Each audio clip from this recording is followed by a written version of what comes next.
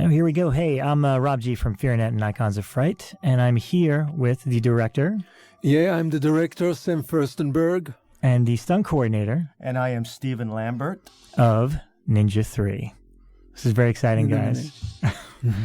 So right off the bat, I mean, you guys already had a history together, working together before this movie, right? Yeah, that's correct. We did The Revenge of the Ninja before.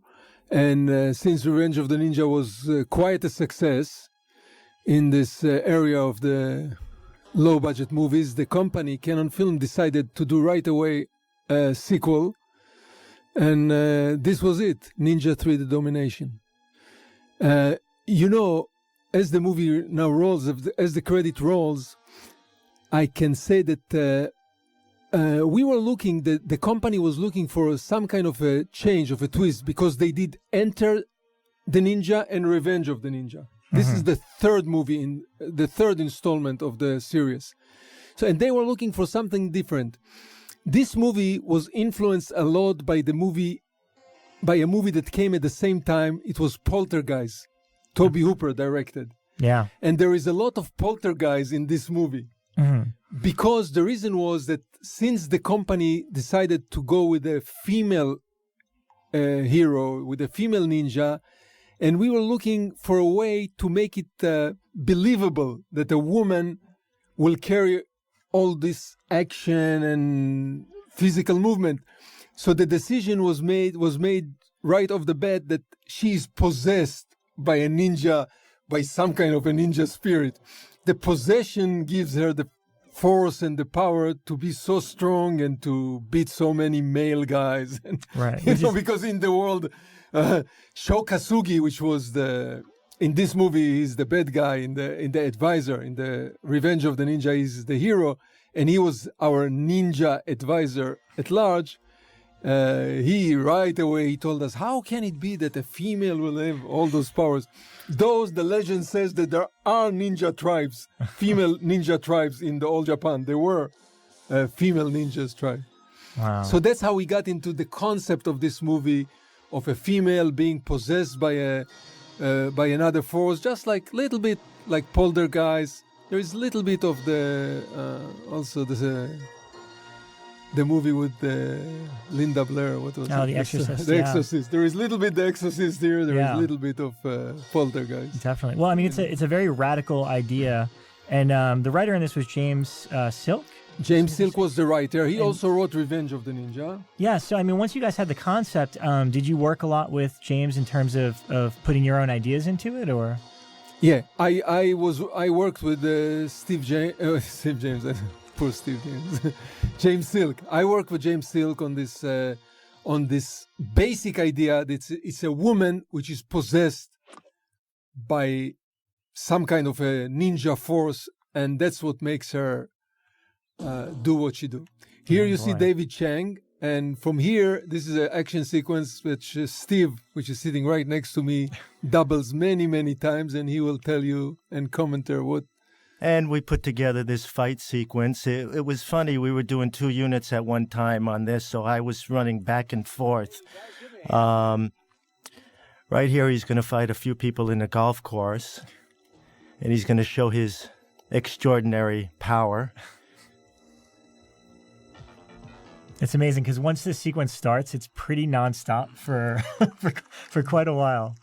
It's pretty impressive. One of our guidelines when we made the movies that I made with Steve, which that we need to give the audience action. They love action. This is the kind of audience that wants the action, and we have to really give it to them. Right. So the action fight sequences are pretty long, I would say. Now, Steve, because you guys had worked together before, was Sam open to a lot of your ideas in terms of where you wanted to take the action and what kind of stuff you wanted to do? It's one thing I've always admired about Sam Furstenberg. Whenever we had put together a fight sequence, I would bring it to him and I would show it to him, and he would make the final touches, put the final touches on the action scene. We would change some things. And move on. Always very free in his thoughts, giving me his thoughts. And we work together wonderful as a team. Yeah, the guideline was always, I would meet with Steve. Of course, we worked early on in pre-production, and I would always say, Steve, you come up with anything that your imagination desire. Maybe we'll not have the budget, but don't restrict yourself right now. Come with ideas, and then we'll see if we can fit it into the budget or not, if it makes sense or doesn't make sense. But always just use your imagination. Which is a great way to work, because what you want to bring to a film and action sequence is more than less. And then they trim it down, and that's what I admired about Sam very much. And about Canon. That's me coming in a cop car. You'll get very confused in this sequence because I'm in it like 37 times. Oh my God. You got to point out as many of the 37 as you can. First time was on the motorcycle cop. Now, we have bits and pieces of the bad ninja running down the dirt road, but most of it's me. Where was this, by the way? Where did you guys shoot this sequence here? It's a golf course in Phoenix. Phoenix, okay. This is all me, different shots. Running shots, and we have David in the close-ups. The two-shot is me. Here comes the cops on the motorcycles, building up to the action. I was like a kid in a candy store in this picture. This was my first major coordinating job, and writing the action, doing the action as the bad ninja, good ninja, ND ninja. Yeah. This is all me. And those days in 1982, 1983, everything was real. Nothing was done with CGI or cables. Way too expensive. So you had to be very athletic. These days, there are organizations, men and women, free runners, Pakwa. They think it's a new thing. Well, it really isn't. It's different versions. Is that you? Mike Tillman. Rob Knievel, yes, Robbie Knievel. Now, this is me swinging, right? This is me in the cop car. I changed outfits, had one of my stunt guys change into this outfit. That's me. I changed back. That's one of my stunt guys, Mike Tillman. Wonderful, wonderful man. Now, this is me coming up, climbing the tree as the bad ninja. At the same time, I'm in the helicopter as a cop. And you were working overtime this whole shoot. Yes. Well, like I had mentioned, this was an opportunity that I had to show everything physically that I had. Knowledge, physical ability. So, I felt the need to put out. The other thing is, Steve, that we were making these movies, we were pretty young. And young and restless, I would say. And we took risks that maybe today we will not take, but being young and being eager to do it, so we took risks that... And plus, you wanted to show the producers that you weren't spending a lot of money. Yes. In the helicopter and in the tree. It's very confusing. Well, considering how elaborate this sequence is and the sequences to follow, and that's all me. Now, we didn't do this with cables. I'm not any cables. In those days we were over a lake. Mm-hmm. So even though it was an 8-foot lake, right here I throw one of these guys out. Now, this is 7.5 feet of water, and we're up about 40 feet. My stunt guy who goes out with me, we're preparing to jump out. I tell a helicopter to line up with a certain palm tree, which is about 40 feet. While I'm fighting the first guy who falls into the water, my other stunt guy is telling the helicopter to go up higher, because he's a high fall guy, right? When I get ready to fall out as the ninja, that's me. Here they are, falling together. But that's not really me. I change doing the high fall. My other stunt guy who jumps out with me as I'm in the ninja is telling the helicopter pilot to go up. So when I look out ready to go up, we're way higher than the palm tree. And I'm arguing with the helicopter guy, you got to go lower. Shmulik is on the walkie-talkie saying, jump now, jump, we're ready to jump. So we had to jump 8 foot of water, over 50 feet. We did hit bottom. It was pretty exciting. Get these two out of the water! You see that the explosion and everything is done in quite primitive way. There was no CGI at the time. It was not invented yet. And this is me in the water here, shooting a little blowgun. I wasn't about to let anybody take any of this. I was like a kid in a candy store. Every piece of candy was delicious. We shot bits and pieces with David Chang, and that's me as a cop, putting somebody else in the ninja suit. Then I go back into the ninja suit after this. This is one of my favorite parts. Even though it's a little scene, I get shot like 300 times. We did, we did like 3 different versions. First time I had about 50 cables with squibs on me. And we shot up the squibs. Then we did another take with me just doing movements as I hear the bullet hits. And the shots going off, which we're getting ready to see right after I kill a few cops, which we'd only do in the movies. This is a lot of body language. You know, you have to really know movement to make this stuff look real, which martial arts lets you learn that. And I still get up. You know, stage combat, martial arts, doing demonstrations, all teaches you body language, different katas, different movements. Katas is a series of movements all put together, like gymnastics moves, with all different movements. So you take all those movements and you shake, rattle, and roll as you're doing the bullet hits. Slow motion is just wonderful when you're taking bullet hits. You see the movement. I just love that it takes this many cops to take this ninja down. It's unbelievable. But it was part of the silliness of those movies are, you know, have a silly tone, a tongue-in-cheek type of... yeah, martial arts movies, a lot of the Shaw Brothers movies, things like that. Right. Yeah. Some of them have... And getting back to those movies, like we were discussing before, you know, in those days, there wasn't much to look at except old Hong Kong movies, which 99% of America didn't know about it. It was like Enter the Dragon, and it was the martial arts that you were learning. So when you got an opportunity as a stuntman to do this, that's what you looked to and took from, you know. That's where all this fantasy comes in the Dahmeenation, you know, pieces from old Hong Kong movies, you know, the fantasy, you know, we brought, Shmulik and I brought to the Dahmeenation. The martial arts that you know, movement like Enter the Dragon, and that you learn martial arts, and the old Hong Kong movies. Now here you introduce Lucinda Dickey for the first time in the movie. Just a wonderful talent. You know, there's a funny story where when this movie came out, I took a few friends, and you see me going up there. And while I was going up, or she was going up, I asked them, how do you like her? Does she have a great figure? And they all said yes. And I looked at them, I said, who do you think that is? That's me. They all got red. She's a great lady, great talent, you know. She was a dancer, you know, so the martial arts that I taught her really was easy to her. She's so fluent.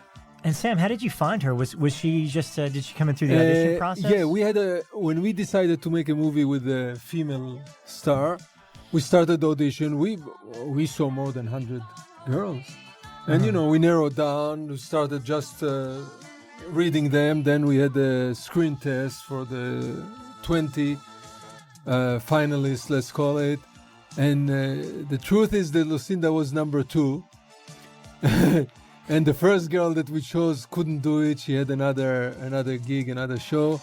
So we looked again at her tape, and she had this quality of, she has a great body. You will see later when she takes off the shirt. Strong shoulders. That you need somebody that will be believable that she possesses all the powers to do what she does. Mm-hmm. And she, as Steve says, she was a dancer, which was a great help, because when you do this type of physical movies, you need somebody who picks up the moves very fast. You cannot spend the minimal amount of time that you have to spend You know, so she had this ability, this talent. In movies, you know, and in martial arts and in stunt work and fight work, you have to have 5 things. You have to have timing, coordination, distance, focus, and power. In any sport, you should have that, you know, including dancing. And she had all that, the timing, the coordination, the distance, knowing how close and how far you are to something, the focus, you know, mental focus, and the inner tendon strength as a dancer. She had all that. Plus, she was gorgeous. That helps. It does, it does. Oh. Here you'll see another fight sequence. You know, there are some cases where I had to use both of them. Even just taking this abuse of falling down to the ground, etc., this by itself is quite physically challenging. Absolutely right. And to make it look real, you know, is and very a second much a talent. take, third take, it's not one time. You do it a couple of times, everything. You know, body language in any kind of stunts, any kind of fight coordinating, when you're doubling somebody or you're playing yourself, you know, it's all about facial expression and body language. And when you're dealing with actors, that's the first thing you go to as a stunt fight coordinator, is facial expression, body language, you know. That's what sold Bruce Lee. So here starts the story of the possession. The whole idea that, you know, he kind of, whatever you call it, hypnotizes her or implants his powers, his soul into her. So this goes with the mysticism of Neenja and the Orient and the West. So here he's transferring his memories into her brain, from his brain to her brain. Give me some more footage on film. You know, it's funny. I had in the wardrobe trailer, you know, I had a certain section for me, and it was piled with ninja outfits. And I would never let them wash the outfits. You know, I would let them dry clean it, because in martial arts, when you're using the same uniform, there's a thing, you know, where all your energy gets transferred to the uniforms. You know, it's almost like a Superman costume. Right. You know, so I had a section in the wardrobe trailer of, you know, good ninja outfits, bad ninja outfits, indie ninja outfits. You know, every outfit that needed to be double in stunts, I had my own section. I wouldn't let anybody touch. The city of Phoenix was very helpful. This was done in the city of Phoenix.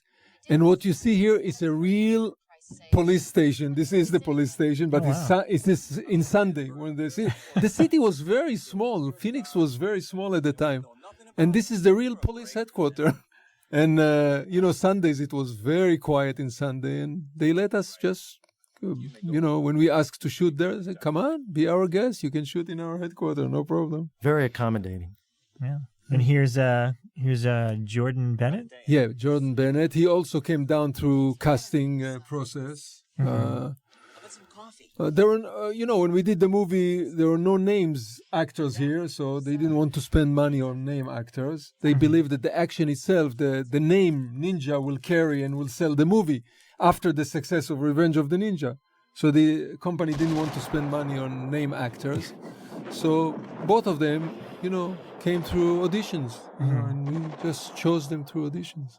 But Lucinda was kind of a discovery of yours, because we were talking about the timeline before. She was in Breaking 2, which you did, but they made Breaking right after this, right? Right. The first break, once we finished this movie, shooting this movie, Ninja 3: The Domination, the company was preparing the movie Breaking, which was the first Breaking, and they liked her so much they took her right away. They shot the movie, they edited, and they released it before Ninja 3 was released. Yeah. So it looks like she was discovered in Breaking, right? But not really. She was discovered here. She was cast here first, and then they made the movie Breaking very fast, very quickly in editing, and released it before this movie was released.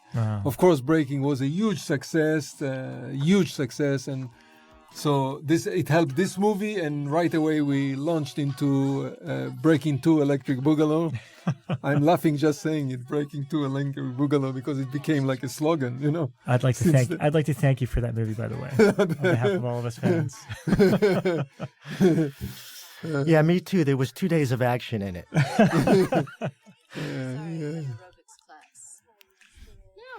you where it's at. So here we launch into your dramatic scenes that leads again to her next moment of possession. She will have to be possessed from this point on. You see, there's this little sword, which is the symbol. The sword is carrying the symbol of the possession through the movie. So it's the motif that was left of the ninja that was killed, right. David Chang. So this is what carries his soul, the sword, and as you will see later on, it plays a major part. The sword plays major part in the development of the possession story. And by the way, all the swords were made with aluminum, very lightweight, very easy to move around, where in these days, they don't make them anymore. They're made actually for real. It's very difficult to get aluminum swords these days, which is a very strange thing. You have to go to a specialty place. Steve, those aluminum swords were built for our movie by this guy. I cannot remember his name. There was a weapon maker. Builder. There was on the set with us on the production. There was a weapon builder who made everything we needed. He made right there on the spot, and he made the aluminum sword. Sometimes there were wooden swords, sometimes bamboo, and even in some cases a rubber sword. Yes. Depends on how hard the heat has to be. There's the cop again. Yeah, cop again, following her. And you also set up a couple of the guys that are going to be in the next fight sequence. Yeah, as well. you can see the guys here, which are coming, which will appear in the next action sequence or fight sequence. Up to no good, those guys. Up to no good. Bad guys of the fighting sequence. And this got everything you want in a movie. Yeah. How fun was this, Sam? Did you get to do some aerobics as well? Myself, no, I don't. I am pretty lazy. I'm behind the camera. Oh, you're not one of those directors that does it with the actors. I got you. And I had to come along just to make sure the girls were doing the action right. Sure. That's the reason you were there.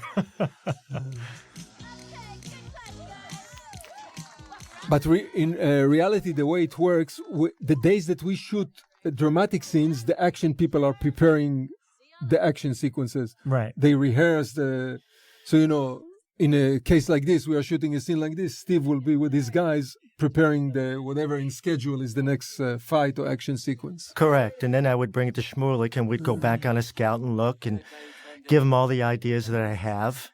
And then he would make the corrections and we would put it all together. For production reason, that's how we break out the schedule. Dramatic scene, action scene, dramatic scene. So the action people have time to relax. Sometimes they have wounds, blue and black marks from a fight. So they have a few days to relax and prepare the next sequence. And so, of course, it was not necessarily shot the day after the scene we saw before, but... in this sequence, a lot of people don't realize this is her first fight sequence, really. So I wanted to make it mild, and she wasn't in the ninja outfit yet. So I wanted to show the difference. So, this is just normally a basic street fight. You guys, now let her go. So that's a character trick. She's a good girl. She's the good guy who saves somebody. Yep. Or in this case, the good girl who saves somebody in trouble and gets it in trouble herself for her good deed. And who were all these guys? Were they part of your stunt team? Yeah, they were local stunt people Phoenix. that I found there. There are stunt people in every city. And what you do is you get them all together, you have a day, you put out the call, and you try them all out.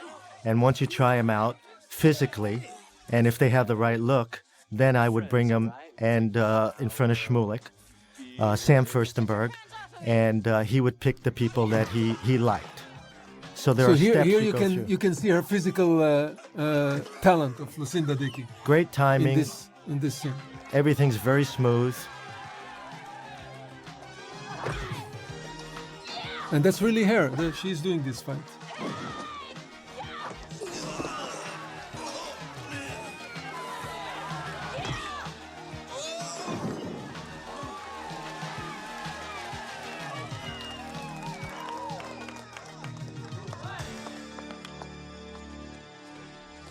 Come on, What do you want?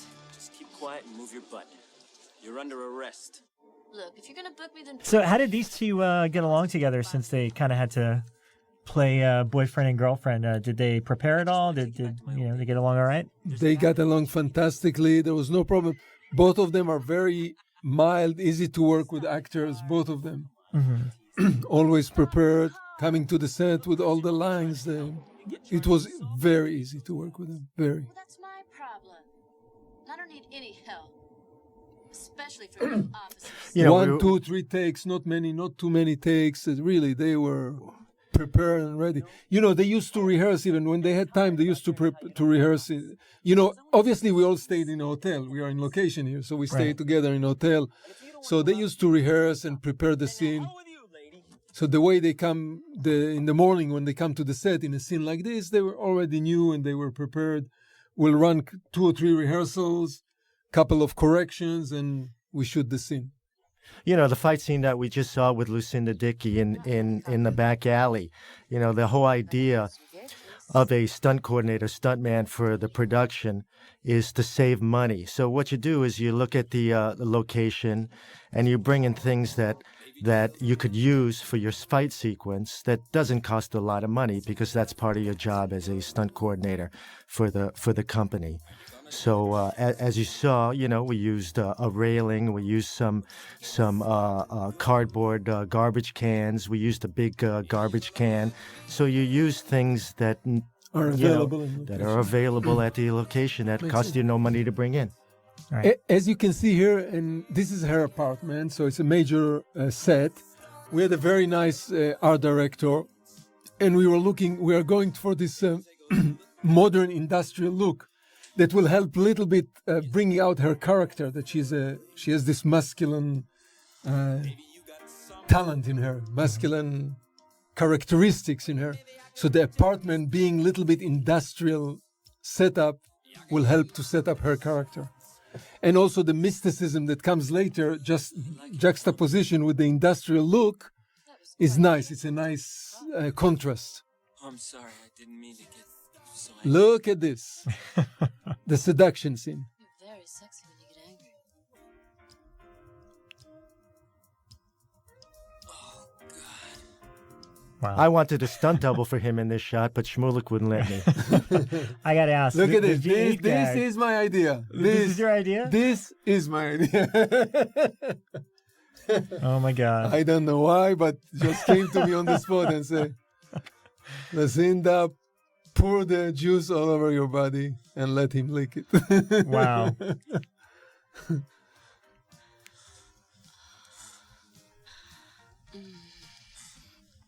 Ideas comes in movie from many sources. It's not necessarily always the directors. You might have the art director, the prop people. Many people come, obviously the fight, because I'm not a fight man, but people would come with ideas, and I think it's a nice characteristic of a director to listen to ideas, not necessarily buy them all, the director have to make the decision, but here and there might be some great ideas, and say, wow, the director should say, wow, that's a great idea, let's go for it. This was all planned. And as you will see later, this whole set is a special set built on springs and a special Tilting platform. that you will see coming to life later. So here we come back to the sword that I've mentioned before, that the sword personalize the dead ninja and what is left of him to manipulate his possessed body. So he's around only in spirit. His body is dead, but she is now the body of the dead ninja, and those are the tools that he's using to manipulate her. Of course, you can see there are a lot of poltergeist influence in this, even in this scene alone. Yeah. And also, you didn't see this stuff much in 1982, so it was very exciting for the kids to have different types of things shown in the movie. Right. Like you said before, a lot of martial arts movies were not, very commercial at that period, other than like something like Enter the Dragon. So this is probably new for a lot of kids that were kids my age at that time. Absolutely. Shmulik and I get... Revenge of the Ninja was a revolution. Yeah. So, Yeah. these are all cult movies, you know, Revenge of the Ninja, The Dahmeenation, American Ninja 1, you know. I mean, Shmulek's a cult director, you know, people... Now you can call it cult director. Then we didn't know. We were just we were just making movies. We didn't know what we were doing. And in a lot of ways, it was ahead of its time. You know, kids really didn't see it. We were talking the other day on the phone on Facebook now. You know, people Facebook us, you know. I mean, guys who are all grown up now who have seen this movie and they remember these movies and they speak so highly of them. You know, also kids 19, 20, 15, 16 years old, we get Facebook messages from them and they've seen it, you know, and how much they enjoy it, you know, which is really nice to hear. You know, like I said, in those days, between, you know, Matrix and movies now, Jet Li movies and Jackie Chan movies, you know, we've got CGI, we've got cables, we've got other equipment in the business that wasn't around then, you know. And if it was just so expensive. Here is Sho Kosugi, the famous Sho Kosugi from Revenge of the Ninja, and that's his grand entrance to this movie, to the plot of this movie. By then, he was, you know, moderately famous already within the martial art movie crowd. To be your guest. The honor is ours, Yamada-san. Mr. Kosugi-san. I am grateful for the letter you have sent me to Japan. He had great talent. He has great talent. Terrific. A lot of poise, you know, a lot of body language, facial expression. He was just a delight to work with. Great. Very easy. You know, we worked together when he was the good ninja, when he was playing himself. You know, I doubled the bad ninja. You know, we worked so well together, being martial artists, being black belts, understanding each other. It was just a wonderful thing to work with a guy like that. This is Johnny LaMatta, the actor Johnny LaMatta, that starred in one of my movies, One More Chance, the first movie I directed. And he is all in all terrific actor. Stage and screen actor. A lot of fun behind the scenes, you know, a real New York guy. Yeah, he's Johnny LaMatta came from New York. Yeah, which I come from Brooklyn, New York, so we got along great. We had a lot of fun, a lot of laughs. Okay, so now the ninja is possessing her again, and because he has to revenge his death. And right. Johnny LaMatta was one of the cops who killed him. She's going after him to revenge his death. Eventually, also the boyfriend, also Jordan, was one of the cops who killed the ninja. You know, this action sequence that's coming up in the van, you know, when we first shot it and it came out, you know, a lot of people had called me up and told me it was really fantastic, you know. But people don't realize where they get things and they incorporate it in other things, you know.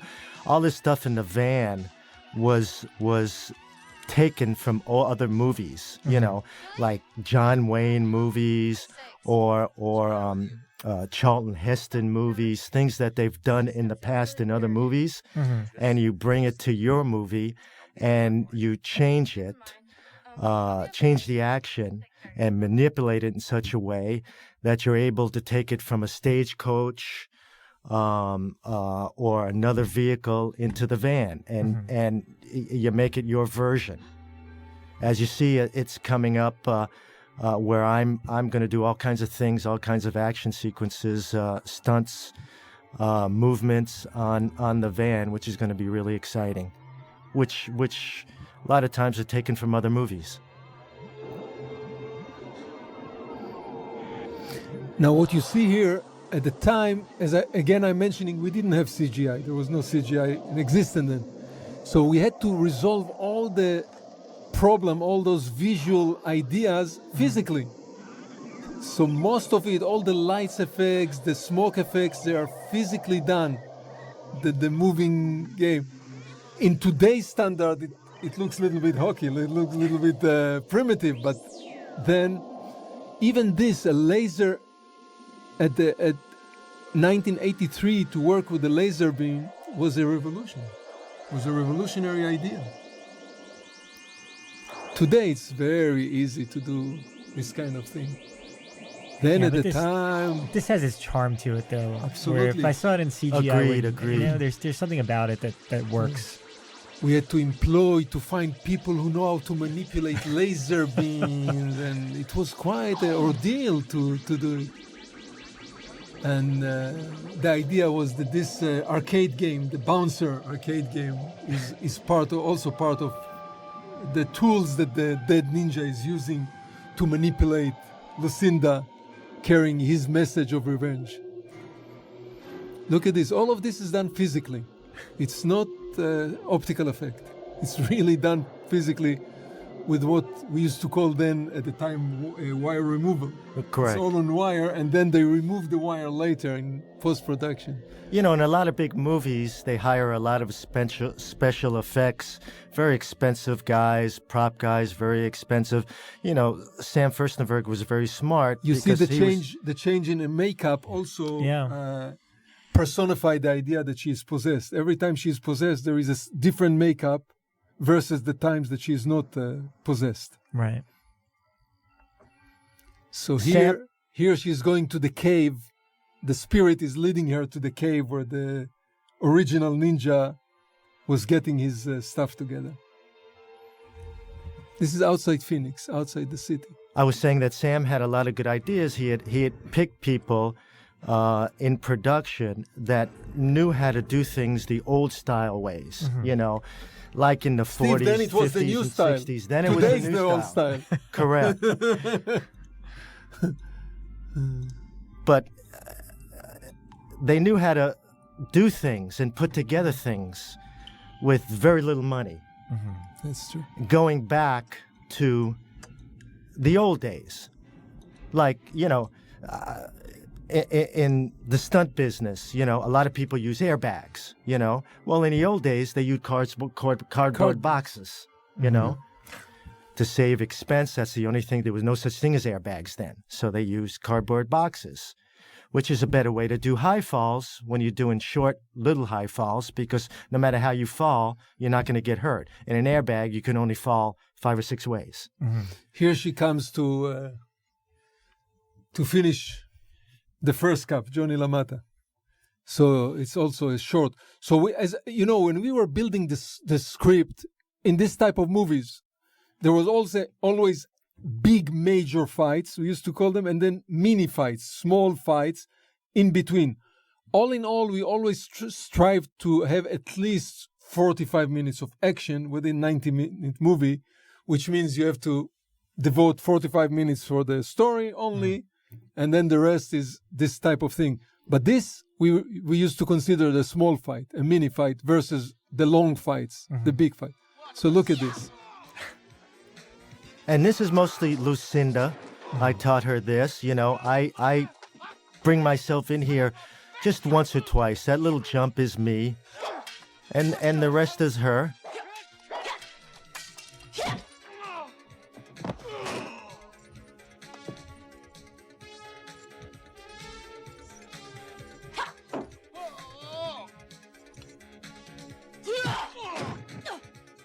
Yeah, that's all real physical stuff. They really kick each other, you know. It's not editing stuff. You really see the stuff really happen. No, please, no, please. Ah!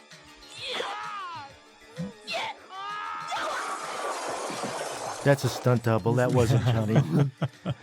And that's me going out of the window.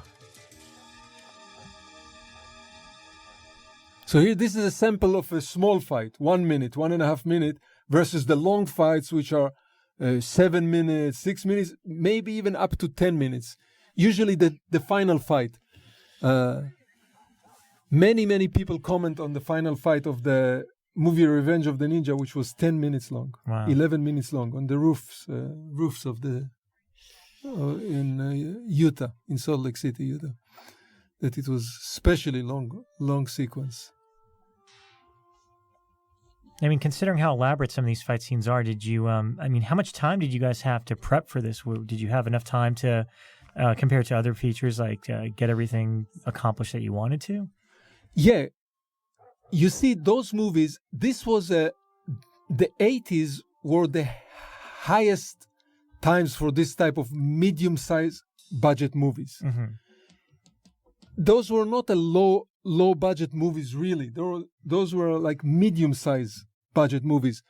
And all these movies we shot for 8, even 9 weeks. This was shot 8 weeks, and the final sequence, the end of this movie, was another week. So it's 9 weeks. Revenge of the Ninja was 9 weeks with 2 units. That's quite, it's not a small budget like today. So that gives us a lot of leeway to prepare fight and to shoot fight. Even the opening fight that you saw in the golf course was, I think, 1 week shoot. At least, with 2 units. 2 units. So you have a lot of time to prepare, to organize, to do it, to shoot it. And I would say that the look of those movies are a result of a kind of a leisure schedule that we have. The budget were not enormous, but we had enough time. Time was in our hand. We were not pushed to finish a movie in 5 weeks or 4 weeks. Today, the budgetary restrictions in today's economy will give you only maximum 5 weeks to shoot a movie like this. Right. See, my job for Shmulik when it comes to an action sequence is to prepare before we shoot it. As You know, much to as you bring him in there before we shoot it so he can make his changes. Either while he's doing some other scenes, you know, a few days before, or the night or morning before he goes to shoot. Once I get all that set up and show him, he makes his changes, we're all prepared. So when we go on to shoot it the next day or the week after, it's done. Everybody knows, including the DP, and everybody on the set knows what we're supposed to do. Okay, here she sees cup number 2, that her job is to revenge the death of the ninja. So I got to say, he's a pretty shady cop. he's a very shady cop. Of all the cop characters, he's shady, that character.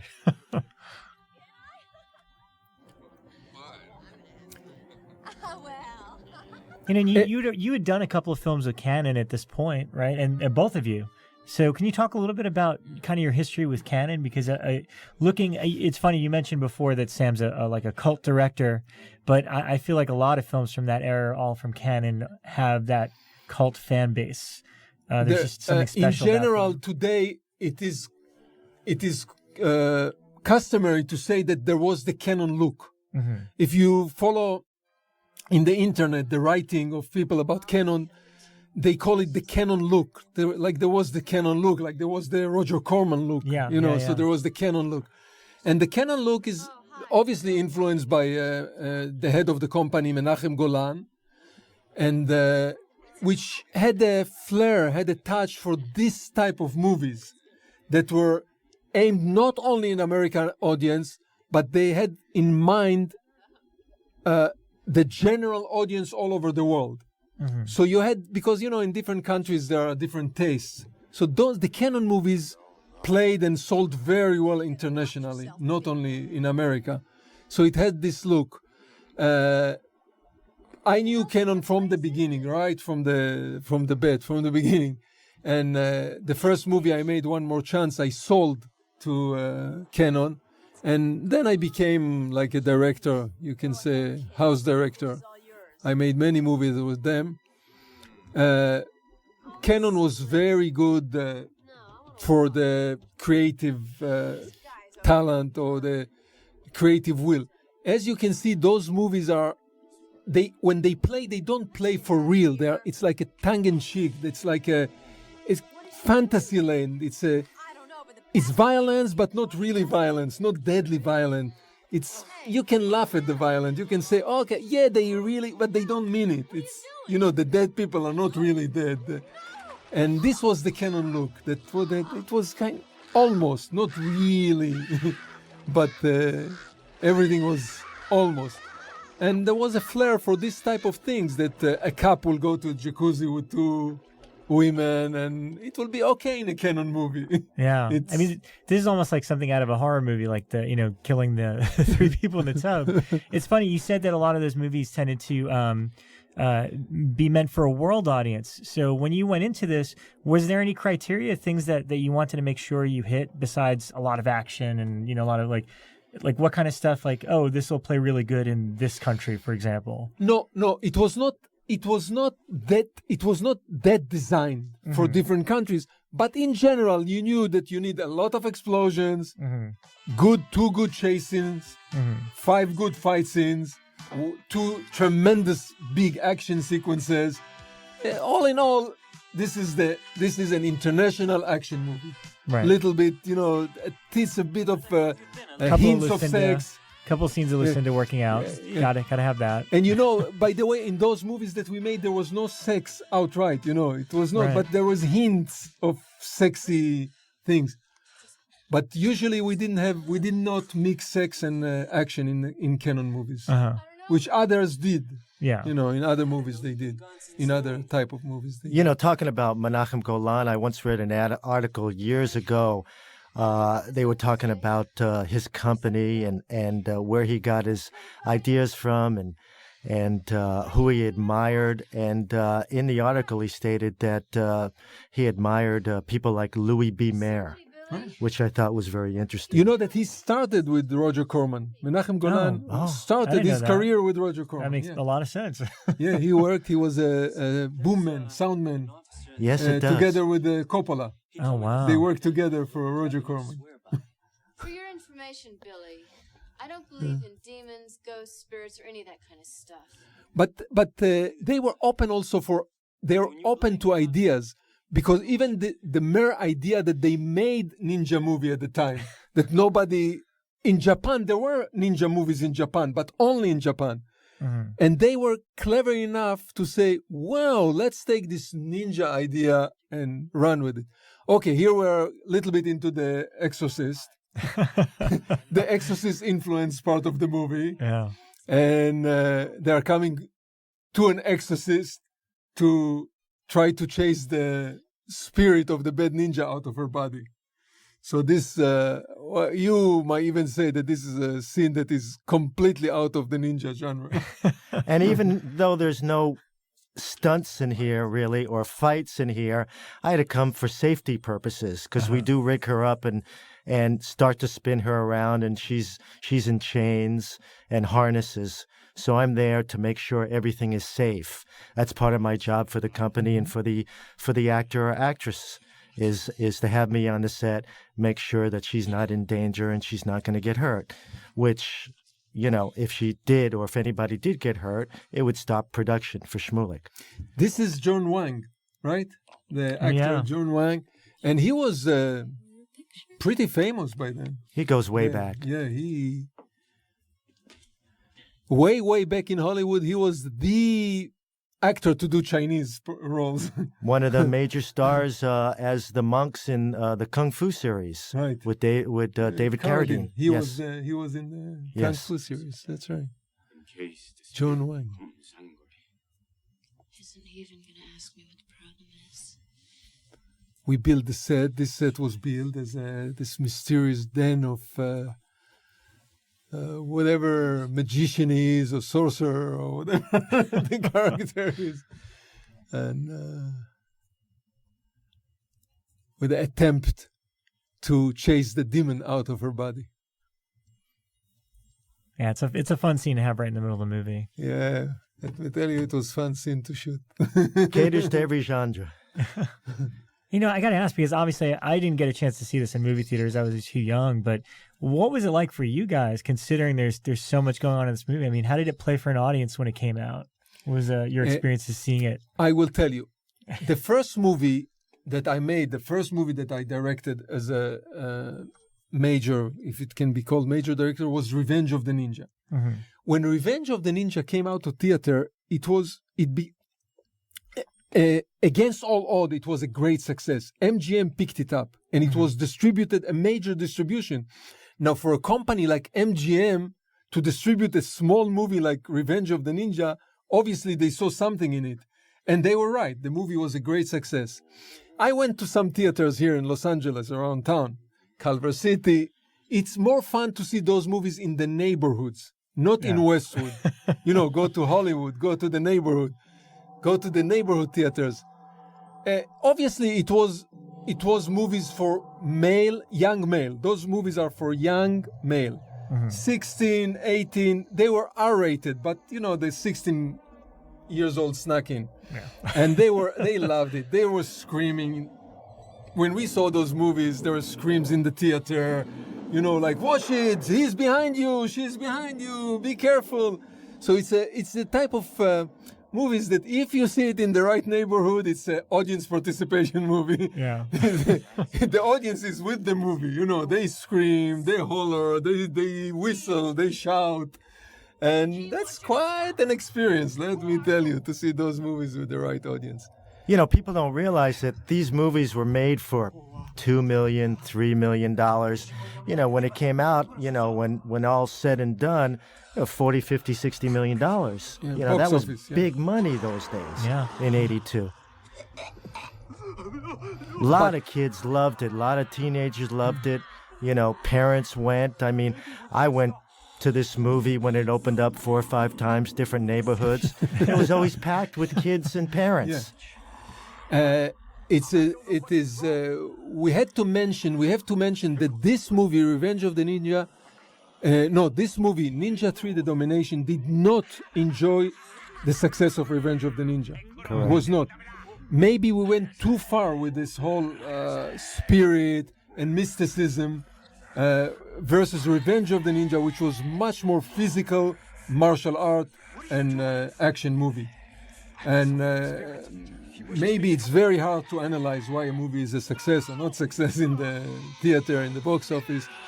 But the raw action of Revenge of the Ninja maybe was a stronger draw for the audience for this type of movies. Correct, but it still made a lot of money. The kids, through Revenge of the Ninja, it became a following. Yeah. And it still made not as much as Revenge of the Ninja. Or American Ninja 1. American Ninja was the pinnacle, was the most successful movie in the Ninja series, was the first American Ninja. You might have had too Michael many things going in this movie, but, it touched a lot of things. And the kids in this movie, were very excited. These very tense moments, like a moment like right now, they would get very excited. It's supernatural. Ninja turning supernatural. So it was like seeing a horror movie. So it was very exciting to them. The idea of the ninja versus different type of action movies, that ninja is full of mysticism. If you see John Wayne, Steve McQueen movie, you don't have mysticism. And Ninja came with mysterious element to it. The black-cladded people, the night, the ability to disguise and disappear. So Ninja goes with mysticism one way or another.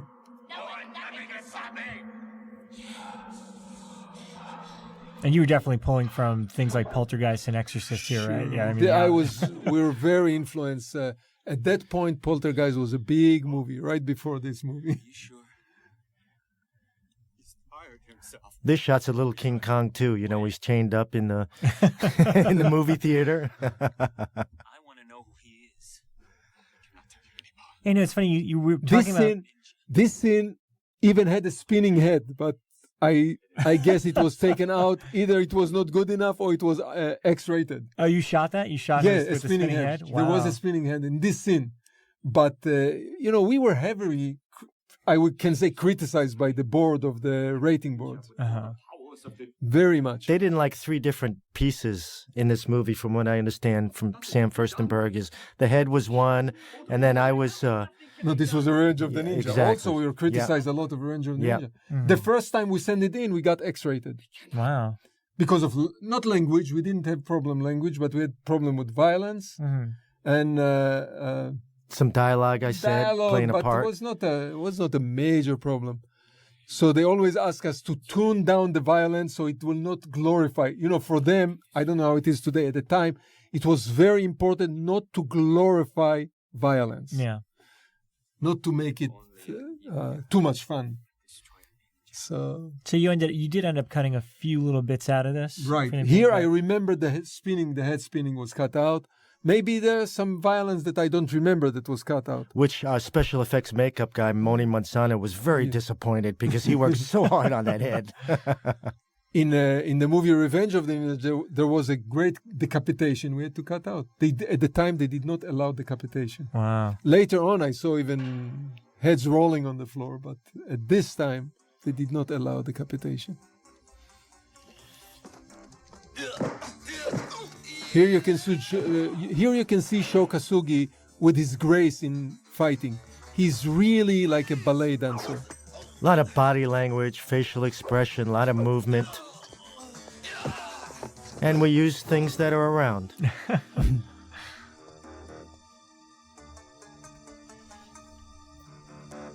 I was always there to assist Sho in safety and body language and movement. You know, Sho was, you know, this was like his second or third film, you know, so he was still learning positioning of cameras, so I would reposition them. You know, the best way to start or finish a piece of action is in front of your body towards camera. Yeah. So they can see your whole body and facial expression and body language.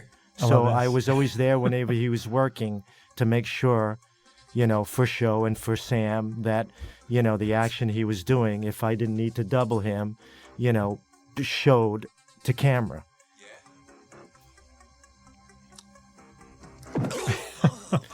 I love that moment. Little Three Stooges thing.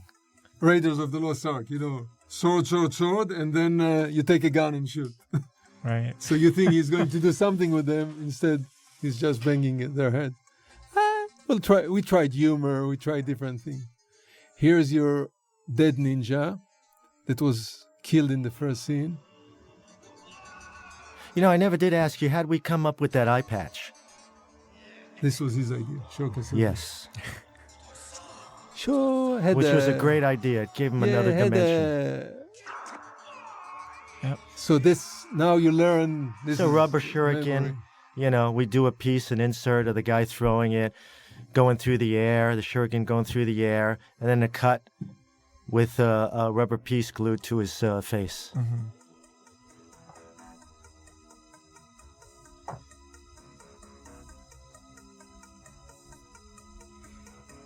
Gave him a lot of character, that eye patch. I just thought that was great. You know, this eye patch is called tsuba. Yeah. This is what at the end of the sword, the handle, it's between the blade and the handle.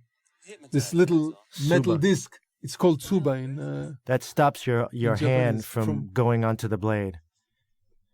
Come on, Billy, you can tell me. And from here on, you gave her like white streaks after that exorcism experience. Right. Yeah. You see in the hair, she has this white There's something you're not. streak in the hair that to symbolize the fact that she's more and more becoming the character of the. Now she's of the flashing back. possession. Yeah. Gives me a little bit more airtime right there. I love that move. I want to mention that we had a great editor in these movies. His name is Michael Duffy, Sorry. and he edited most of action movies that I directed, and he really had a knowledge and a touch for action movies, how to put together sequences that will look exciting. And he was really an easygoing guy, wasn't he? I remember meeting him a few times going in. Michael Yeah, Duffy, very laid back, kick back. an English editor. Always ask you what you thought. You know, you'd walk in there and you wanted to see what he put together, and he'd take your opinions on certain things.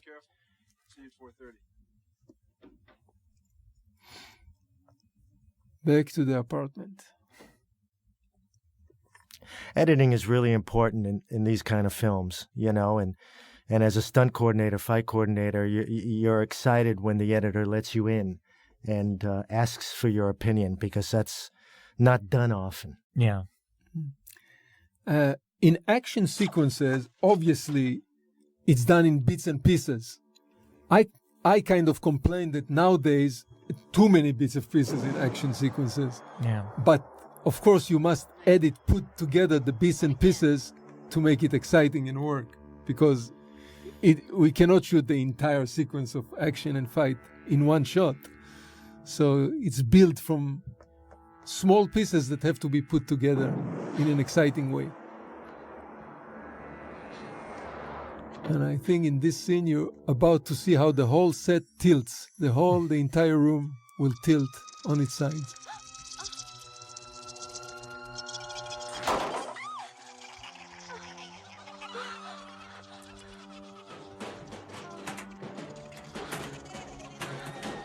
So that's it. The whole apartment goes crazy. This is real poltergeist here. The whole apartment is possessed now.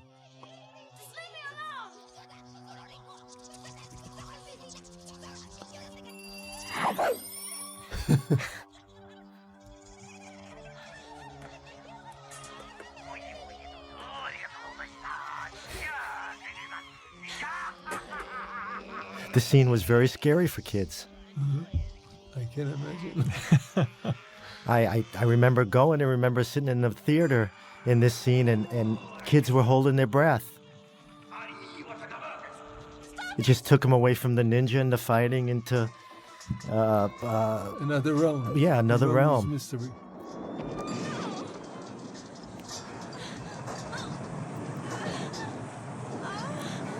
You see, in order to achieve this effect now that she's fighting gravity, we had to start to tilt the set, and the camera is tilting together with the set.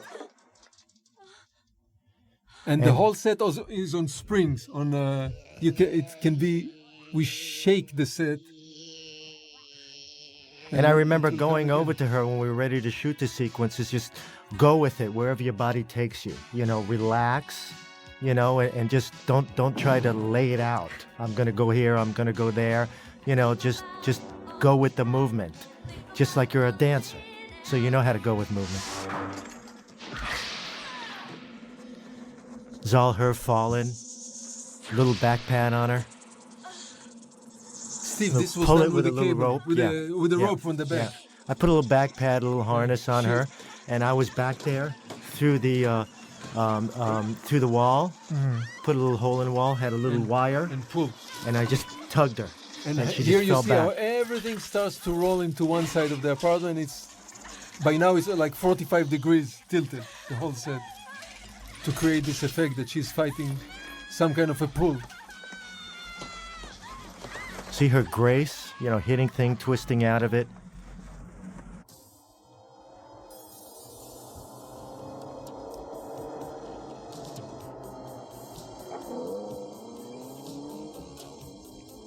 Okay, we come to another major action scene.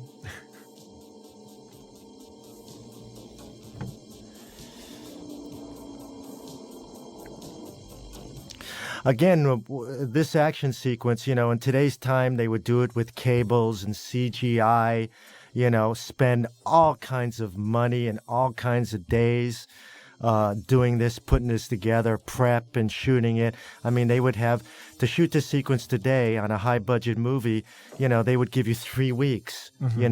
We had a couple of days. Right. And it wasn't done with cable. You look at this sequence right here, no cables. To this day, this is me.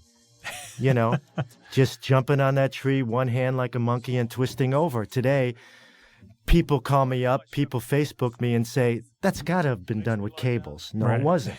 It was all real, which a lot of times isn't so in today's movies. It's all cable, it's all CGI. And a lot of editing. Yes. A lot of little Yes. pieces. This bits is and pieces. all done athleticism. In the next shot, I'm jumping from tree to tree, 8, 9, 10 feet from high to low. You work out, you look at the trees, you pick the trees, you're going kind of like stepping down ladders, but you're jumping, right? And normally today, they would set up a big crane, cables. It would take 4 or 5 days. We'd have to practice it, rehearse it, right there. Yeah. Jumping from tree to tree. That was me, all real. And she's landing. This would literally take, thousands and thousands of dollars to set up and to bring equipment, and cables and make sure Look it's at this rewired. slide of life. That's slide for life, little slide for life, but I used a real sheath, people normally don't do that. You use what you have. I told props to give me the metal sheath. Got the metal sheet, just put it on the rope and slid right down. Timing, coordination. Look at this perfect editing here in this sequence.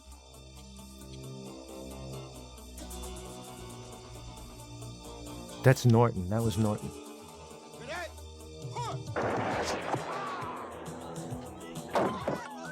I have to show them how to die. You know, react, facial expression, where to grab, where not to grab.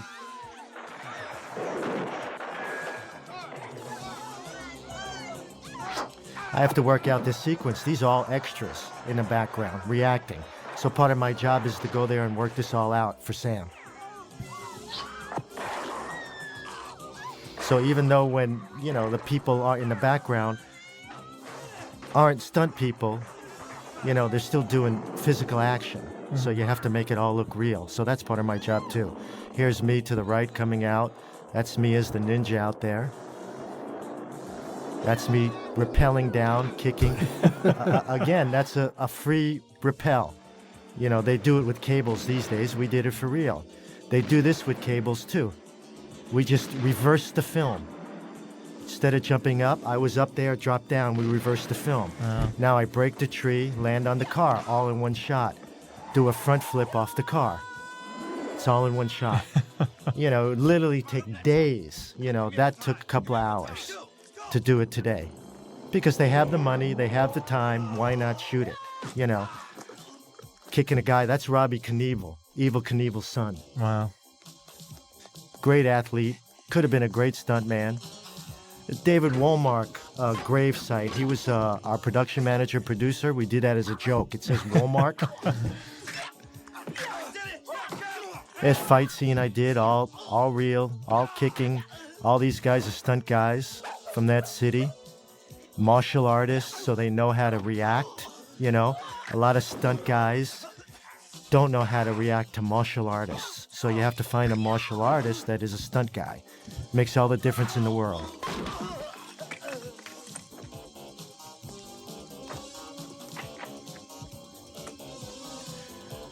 Using Lucinda to start the action, climbing a tree, a close-up, and then that's me. The rest is me. We used telephone repair cleats going up for my feet, you know. You can see in the hand. And we built, the prop guy built us hand cleats. And that's me jumping down. Great shot.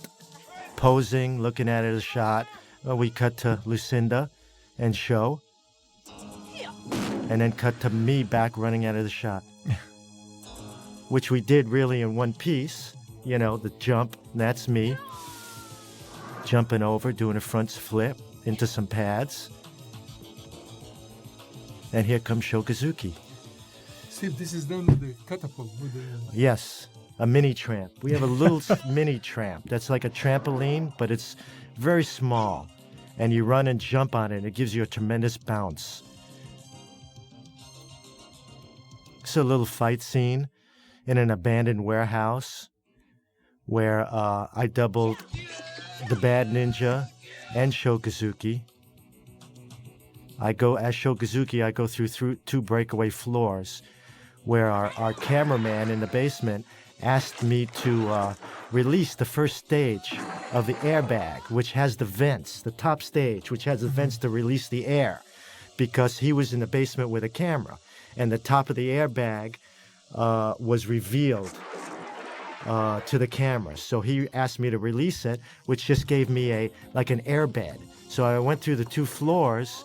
It knocked me in a weird way where I landed on my neck, and I broke a vertebrae in my neck. Oh my God. And I walked around for about 2 weeks. With a brace. Yeah, with a brace. And whenever I had to do a stunt, I took off the brace. Wow, that's Remember the dedication. Yes. Look at this, it's coming up. That's coming up right now. That's me jumping down, kicking, and that's me cutting to double Sho Kosugi, and that's where I kind of fractured a vertebrae. You see me grabbing on, Sho Kosugi grabbing onto a bar, but I actually fell on my back. And then here again, we use what we have, you know, a piece of plywood, you know, instead of getting into all kinds of fancy rigs and setups, use what you have. It's more real. An old dishwasher that we found there.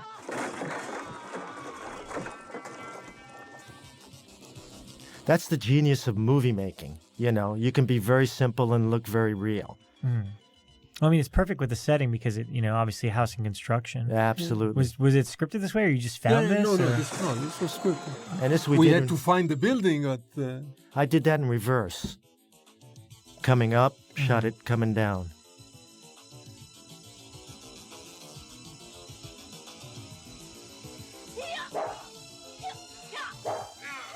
Yeah, we mentioned before, nobody really ever gets hurt, but I think I was about the only person that got hurt. But I never said anything. Until now. Hero. Yes. I told Shmulik that night, you know, if somebody... Right here, the screen broke and threw me sideways. And I came down, I jumped 2.5 stories. I came down on my left ankle and cracked my ankle. Still worked. I just used my right ankle.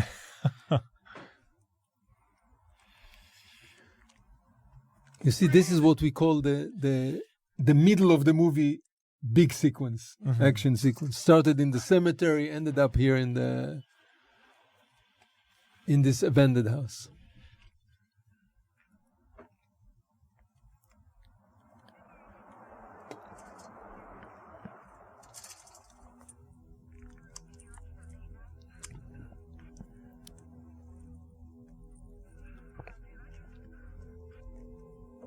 That famous look, Sho Kosugi look. He used to bring his children on the set. Wonderful. Kane and Shane. Respected him tremendously. Great little kids, great talent. We used to practice on the set all the time. Yeah. Kane became a martial Big artist movie star.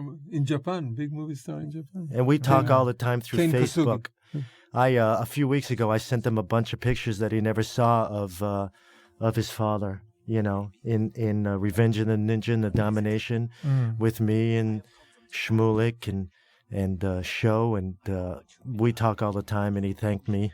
Loved the pictures. It doesn't matter. Go and get the girl and the sword and take them to the old temple on the hill. Wait for me.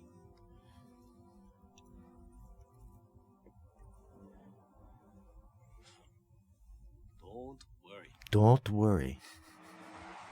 What was that, an exhibition? Oh, Always reminded me of Enter the Dragon. Don't worry. This escape sequence is brilliant. Hiding the thing in his eye patch. This, you know, in the ninja movie, we rely a lot on the many ninja movies, Japanese ninja movies. And in Japan, there was even a television series at the time, a ninja television series. But only in Japan, nowhere else in the world. Not even in China, they didn't have ninjas, only in Japan. You know, if you watch how Sho works, you know, he's got great body language, great movement. I always say great physical actors, you know, they're throwbacks from Charlie Chaplin, Buster Keaton, you know, all those guys, you know, who silent screen actors, you know, today's action, you know, body language, facial expressions, movement, little things, just touching on the neck, you know, to put them to sleep. You know, it takes a certain talent to get that feeling through to the audience, and Kosugi had it. So now our Jordan knows that he might be the next target of being killed, so he has to see what he can do for himself. God, I'm so glad you're here. Don't move. What are you doing? I said just don't move. They're all dead, Christy. When you're pointing a gun, my job to be on the set is to make sure that gun is empty. Yeah. Listen to me. Double check it, triple check it, There's a man here from Japan, after every cut, a ninja. even if you did it before. We're gonna go meet him at that old temple on the hill, and he is going to help you. Don't move! I could never do anything to hurt you. Oh God, I hope that's true. Put your hands out in front of you. But Billy... Put your hands out in front of you. This is not good for their relationship. No, not good. Yeah. And now he becomes a target. Yeah. Hit her next target.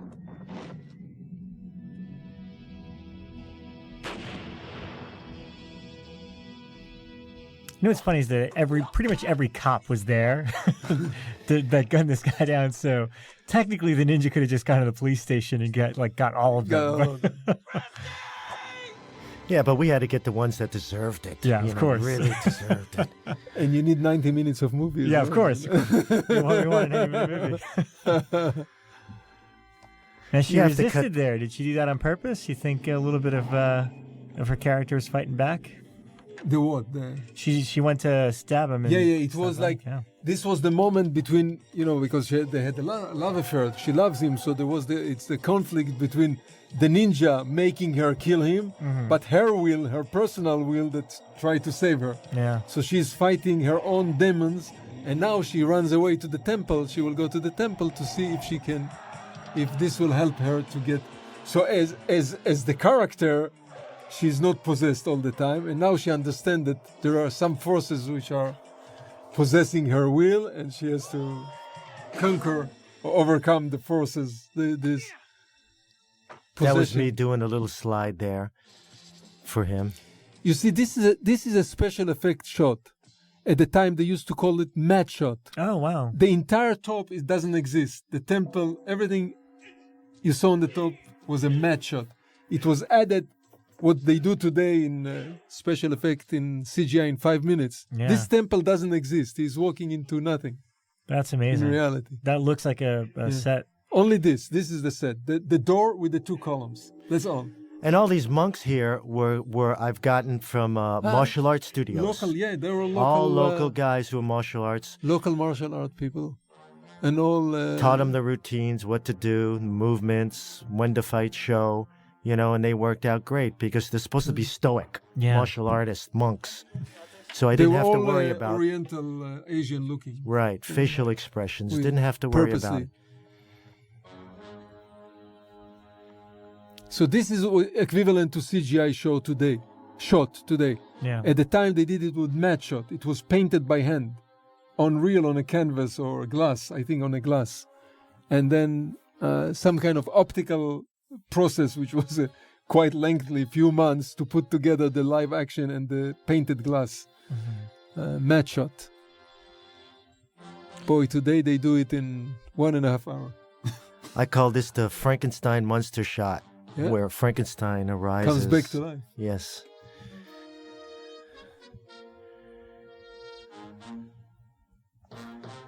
If you notice Sho Kosugi's movements,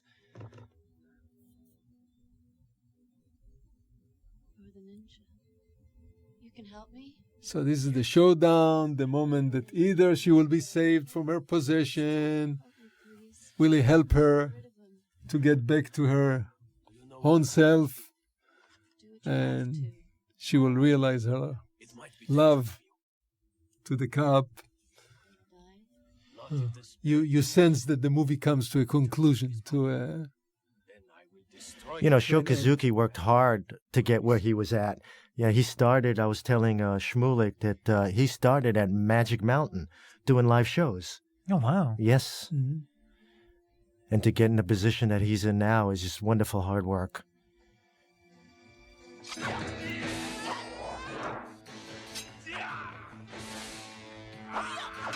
That's all Sho and I. So you see, sometimes the demon takes over, and she's like... Yeah, by now you know that the dead ninja in him are actual. That's all me. Notice how we use close-ups, cut into close-ups to get her there. Oh, now they're separating. No.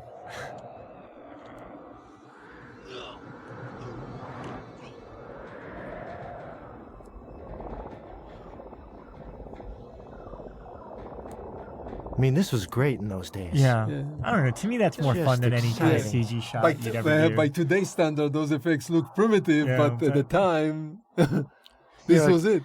Again, I go back to, Hong Kong movies. There was an awful lot. There is an awful lot of that in Hong Kong movies. Yeah. Which gets transferred into American movies. This was done with a special plate. He's sitting on a body plate, a mold, which is stiff, that helps him to rise like this. Frankenstein has arisen. Yeah. I used to talk to the writer, where did you get a lot of this, and we had, sure enough, we had talked about Hong Kong movies. Yeah. He had saw an awful lot of Japanese and Chinese Hong Kong movies. And Sam, weren't you telling me the writer also worked with Peckinpah at one point? Yeah, James Silk, he was also an art director and also a writer. And from what he told me, he was the art director on many of Sam Peckinpah movies. So he comes from this violent background of Sam Peckinpah. Told me a lot of stories. And Peckinpah Now and his love to violence. All the monks get possessed.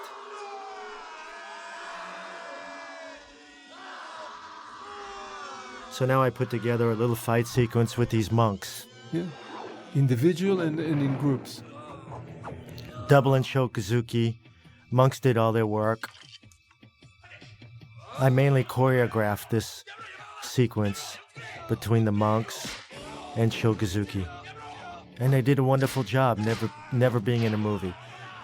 I didn't have to worry about body language or facial expression. Most martial artists have body language.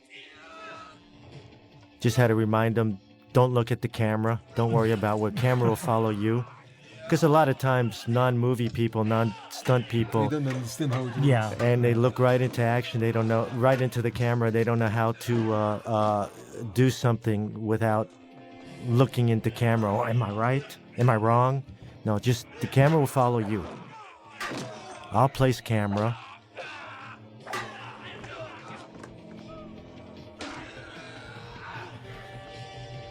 The only time I doubled Sho in this is jumping on the rope wall.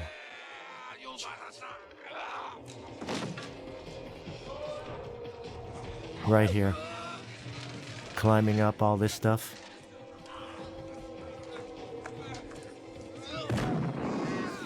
Sometimes you think something's easy, but it's really difficult. Rope's really difficult. Moving around a lot. on ropes. Yeah. This rope wall.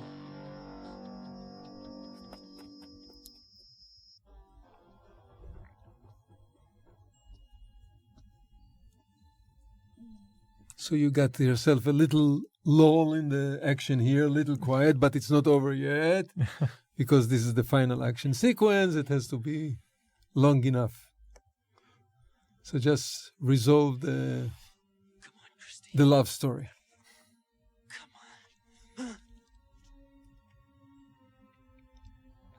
Really? Yeah, She's not possessed anymore, so no more gray hair, no more white Yeah, face. you can see that the makeup went back to her original makeup from the first scene.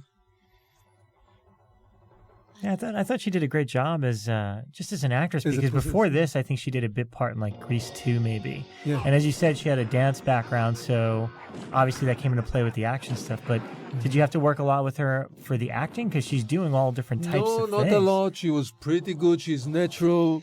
That's kind of what she is, Lucinda, and more or less that's what she plays. She doesn't have to play something.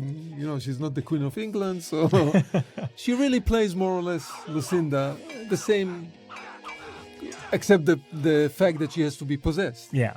But more or less the same stuff that she did in the breakdance movies, the breaking movies. Of course, she felt more comfortable in the breaking movies. This was her world, the Right, world yeah. of dancing and dances and as much. This background, the scenery was very nice in this. This is actually not Phoenix anymore.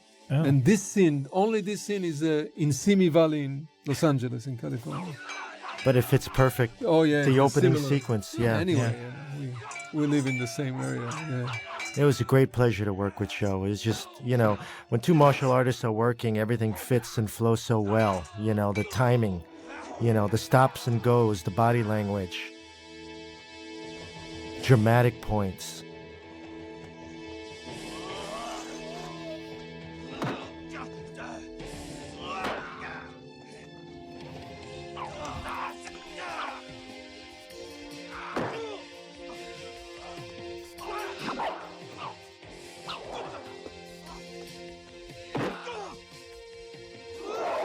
We did that in reverse.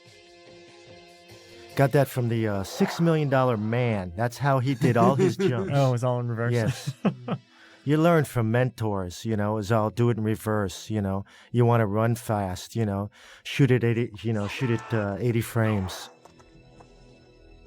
$6 Million Man.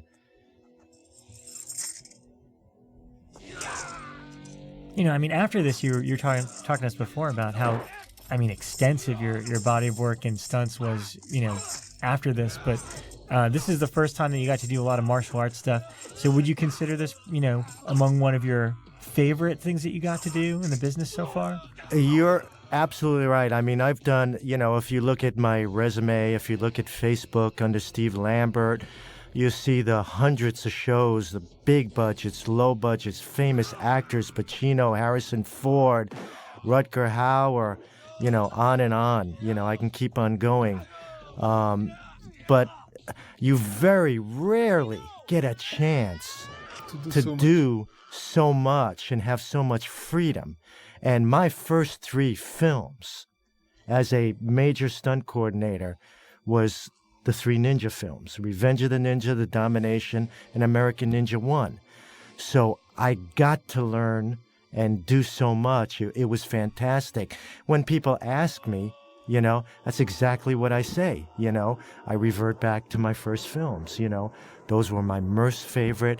To this day, I had never gotten a chance. I've done great movies, but never had opportunities to this day like I had with Sam Furstenberg, Canon Films, and these ninja pictures.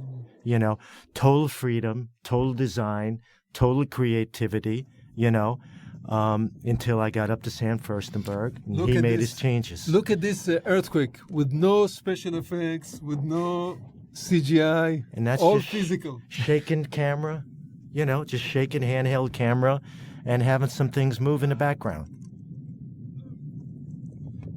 It's the old style of filmmaking.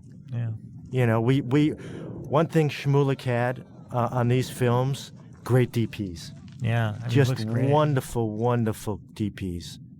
Hananya, David Garfinkel. 2 of the best.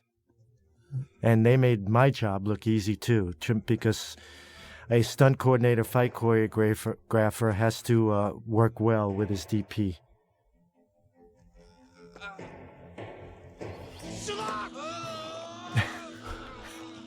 The element of surprise. Yeah. One more time. It's like the last scare. Yeah, one more time before the movie ends.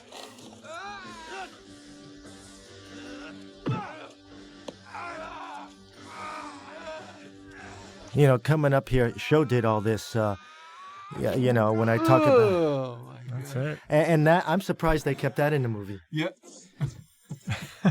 Whoa. That was very graphic. But here we get up to when Sho Kosugi comes down, his body language, the movement.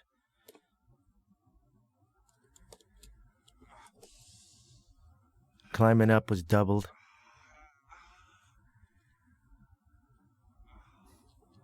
This is the hero shot. It's over now. It's over now. Wow. He bows out of respect. And he will walk into the sunset.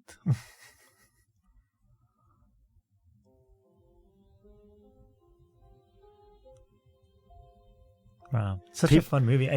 I know you guys saw it right before this just to kind of prep, but before that, when was the last time you saw it? How does it hold up for you guys now personally? Listen, it's okay. Today, action and today's special effects are in a level that makes this look primitive. Mm-hmm. The today kid that the kids who grew up with today action and special effect looks at it, I don't know if it talks to them anymore. But for an older audience, people like us, or people who grew up with those movies, they look at it as in a nostalgic way. There is one thing in these movies which is I always mention and I always say, the fight sequence really hurt you. The fight sequence, you feel as an audience, you feel the pain, you feel the punch, you feel the kick. And many movies that I go and see today, and I see action sequences, it looks too fake to me. It's too edited. It's too many pieces and bits of action that I see that it's not really action. Nobody got hurt. And in those movies, when somebody falls through the 2 stories into the ground, you feel the pain because it was done for real. Well, Sam, before we wrap up, I mean, how do you feel about the cult following of it? Or are you kind of surprised that so many people still remember these? The surprise is, I'll tell you that the more the year passing, the more enlarged it is, the more bigger it is. I'm getting so many emails, and when I go to the internet and I Google Revenge of the Ninja, Enter the Ninja, American Ninja, it's unbelievable the amount of material and the commentary and the articles about this kind of movies, which are low-budget movies. You know, this is not Indiana Jones. Those are small movies, limited type of movies. But today, in a way, they kind of part of the cult of the culture of the 80s. Absolutely. You know, when people, the people who like action movies, when they talk about the 80s, it's American Ninja. It's Revenge of the Ninja. Not so much this movie, of course, but this is one of them. Revenge of the Ninja and American Ninja are like, people call them classics. I don't know if they are, but definitely American Ninja, which is like really a classic today. American Ninja is unbelievable. Yeah. Well, on behalf of all the fans, I thank you for making those movies. I thank you both for coming in. My pleasure. Thank you for the invite.